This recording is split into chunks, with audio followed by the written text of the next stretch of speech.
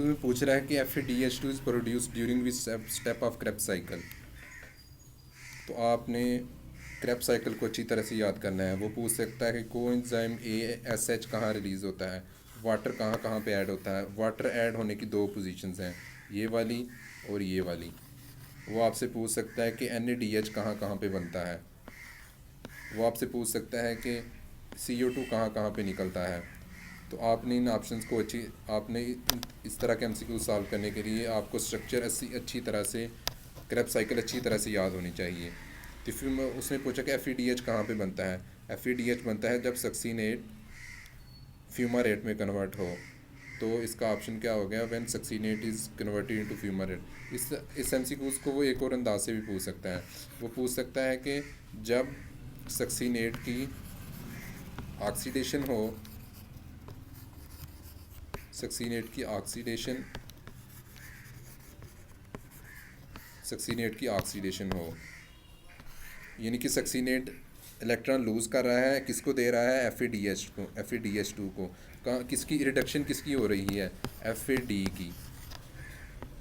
ये इसमें H2 add हो रहे हैं, मतलब इसकी रिडक्शन हो रही है। और ऑक्सीडेशन किसकी हो रही है, सक्सीनेट की। तो आपने इनमें से ये भी याद रखने हैं कि आइसोस्टेट के कितने कार्बन हैं। इसको थोड़ा जूम करते हैं। स्ट्रेट के कितने कार्बन हैं, ऑक्सैलो एसीटेट के कितने कार्बन। आपने कार्बन्स को अच्छी तरह से याद रखना है।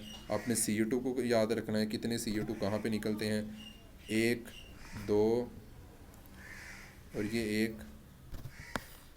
एक दो CO2 क्रेब साइकिल में निकलते हैं। आपने इनको अच्छी तरह से याद रखना है। वो आपसे ये भी पूछ सकता है कि सिट्रेट और आइसोसिट्रेट क्या है। सिट्रेट और आइसोसिट्रेट आइसोमर्स हैं। तो आपने क्रेब साइकिल को अच्छी तरह से याद करना है।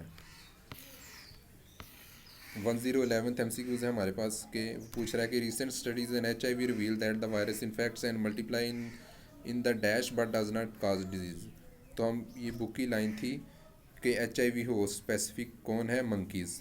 मंकीज़ में ये रेप्लिकेट भी करता है, इन्फेक्ट भी करता है, लेकिन उनको डिज़ीज़ शो नहीं होती, डिज़ीज़ काज नहीं करता।